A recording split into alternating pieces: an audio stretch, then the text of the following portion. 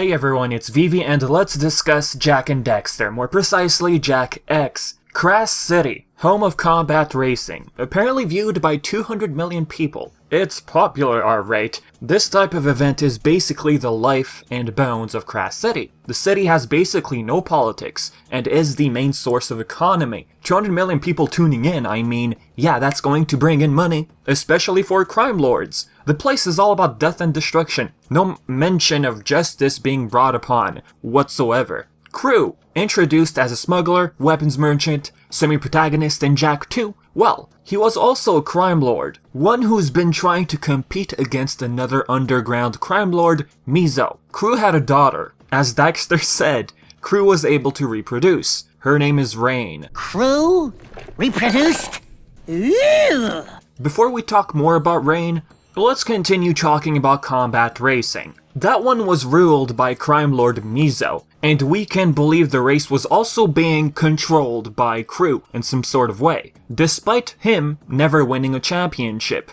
Combat racing was a thing even before Jak X, however, we could believe that the race wasn't as expanded as it is in Jak X. Haven City, for example, and Spargus are a part of this racing event, starting with Jak X. Spargus and Haven before Jak X, well, we can say they weren't closely affiliated. To have these two cities be part of such a popular racing event, well, it does give rise to some questions. One has to start wondering, what even happened to Spargus after Damus's death, Jak's father? That place compromised of exiled citizens of Haven City, after all according to Damus. Also, Spargus, we can assume had other leaders before Damus. So it's not far-fetched to say whoever took control of Spargus came into an agreement eventually with Haven City. Well, if you look at the epilogue of Jak 3, we have Sig sitting on the throne. He could have taken control of Spargus completely afterwards. As for Kras City itself, we wonder how it was never, or was it, invaded by metalheads. Now do keep in mind, in Jak X there's this event called Sport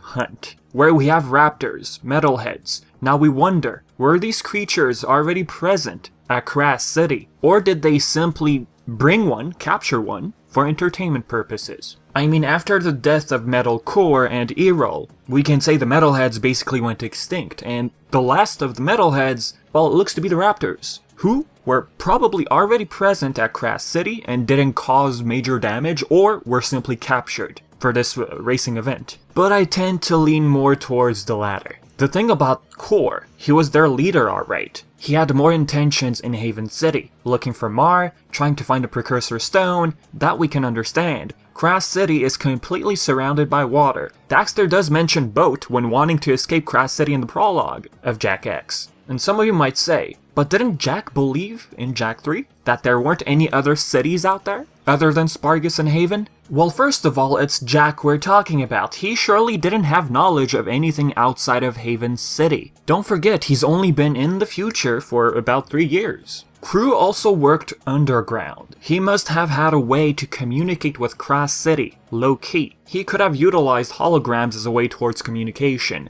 We're not sure how far apart these cities are, but we can say it's far enough for Jak not to realize that there's other cities out there. So about these holograms, this brings us to his daughter, Rain, who we never knew about until Jak X. Heck, that right there tells us not many had knowledge of this city. They didn't know Krew had a daughter, or, you know what, maybe Krew just went silent on that topic. He just didn't want to mention he had a daughter, you know, just in case. If something were ever to happen to him, he wouldn't want people to realize that his legacy would move on to someone else, to his bloodline. And that's basically what happens in the end. So about Rain, she calls the gang from Haven City, Krew's gang, call it, to listen to his will after his death. The gang drinks poisoned wine, poison from the wastelands, which did have a cure. Krew forced these guys into joining the competition. Now Rain, that sneaky little devil, knew about this whole plan. She tried everything in her power to persuade the gang into believing she was also in danger due to the poison. You know, drink the wine in front of them to make them believe that she also got poisoned,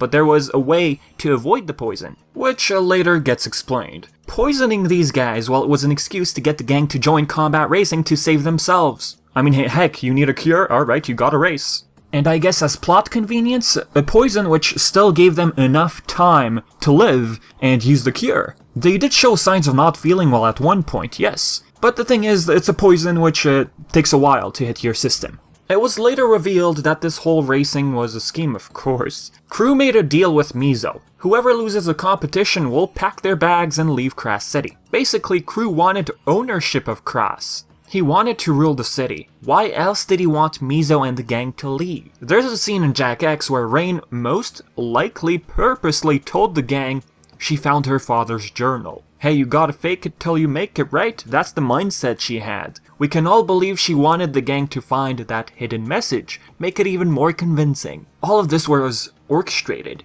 She did say this was her father's way to uncover Mizo's identity. That may be true, meaning she's not lying and didn't feel like it'd be problematic to say that. But if one thing's debatable about Rain and Krew, Krew's death and Rain's reaction to finding out Jak was responsible, maybe the part where she said I never knew my father that much? Well, she did say Krew was too soft at the end of the game, right? If she had never been close to her dad, why would she say that and know that? She knew him well enough to say that, at least to some extent. When the gang find out about the truth, intentionally left behind by Rain at the bar, about the whole scheme, Krew wished he could hug his daughter for what she had done. So that alone, folks, tells us they did have at least some sort of connection going on. Relationship. Back to Krew's death, the part where she says I can take care of myself, fine. That we can believe being true. After all, she's now running the city. As for Mizo, who was also host and commissioner as GT Blitz, use it as a way to manipulate and hire his gang for the races.